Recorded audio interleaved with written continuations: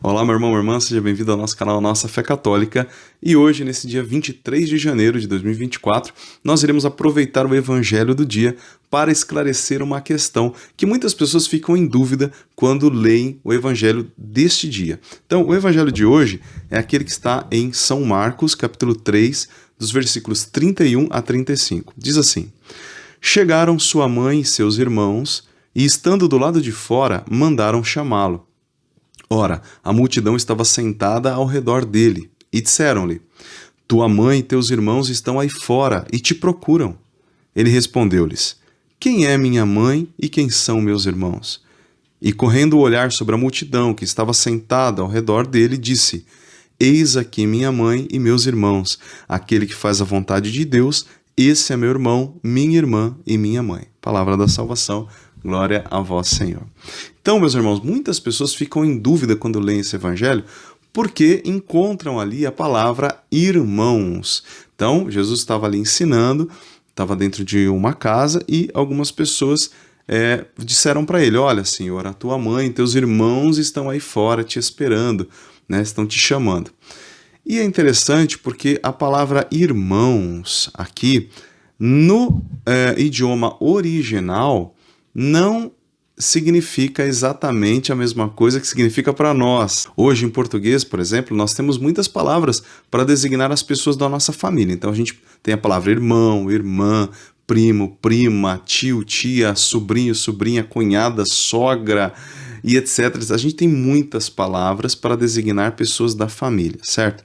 Mas em que idioma foi escrito o Evangelho? Então, assim, o Evangelho foi escrito o de Mateus foi escrito em aramaico, depois nós temos os outros evangelhos escritos em grego, certo?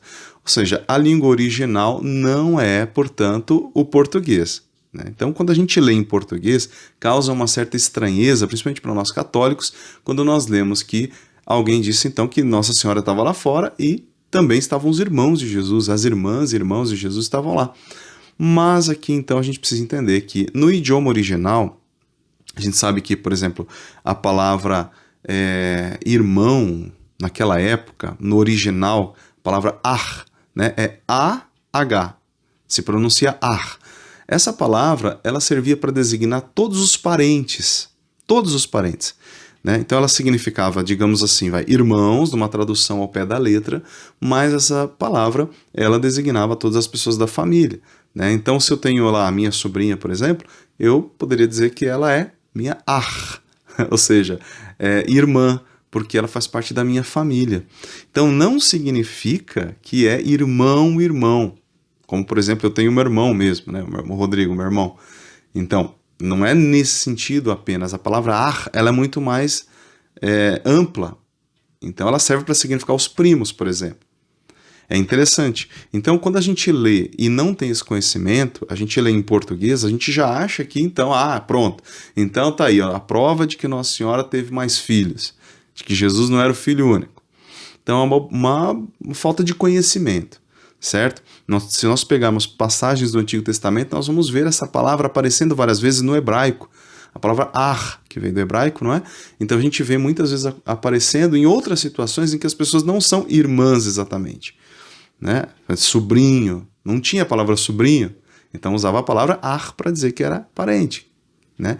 E aí, numa tradução, como eu disse, ao pé da letra, a palavra aparece como irmão, porque seria um sentido mais amplo de irmão, ok? E aí outras pessoas também acabam ficando um pouco preocupadas, porque, nossa, olha como Jesus falou, né?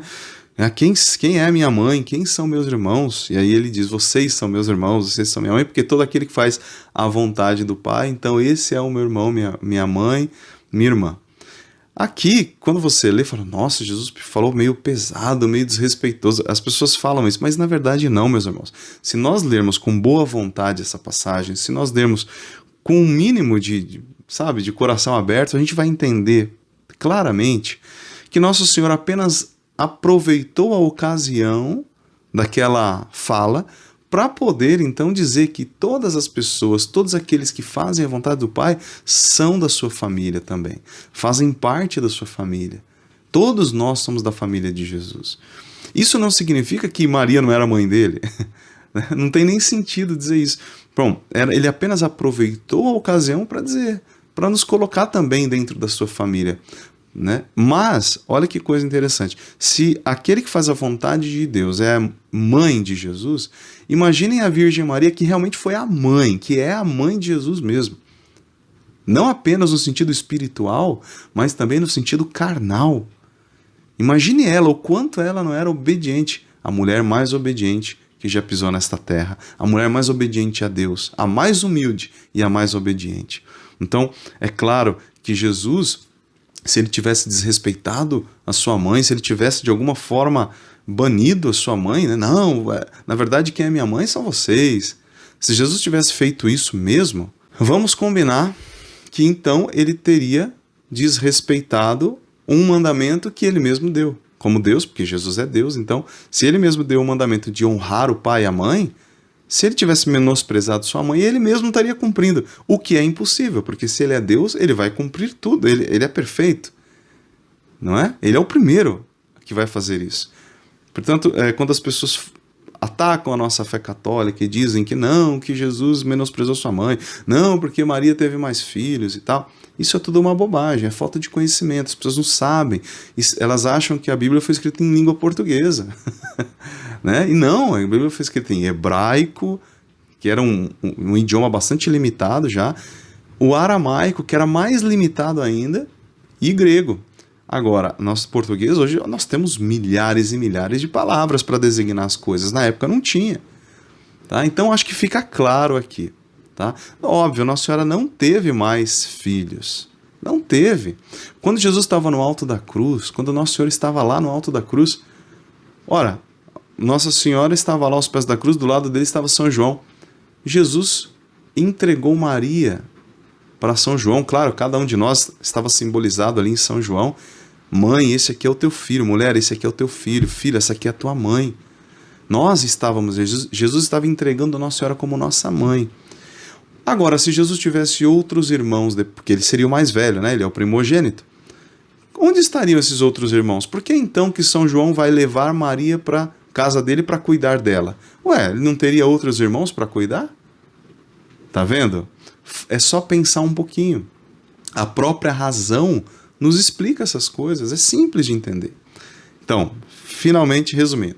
Nosso Senhor não tinha outros irmãos. Maria não tinha outros filhos. Ela foi virgem até o fim. Permaneceu virgem. E Jesus amava apaixonadamente, ama apaixonadamente a sua mãe. Porque ele é Deus. E como Deus que nos diz, amai, honrai pai e mãe, ele é o primeiro a fazer isso. Portanto, ele era apaixonado por Nossa Senhora. Ele apenas usou a oportunidade para nos mostrar que nós também fazemos parte da sua família.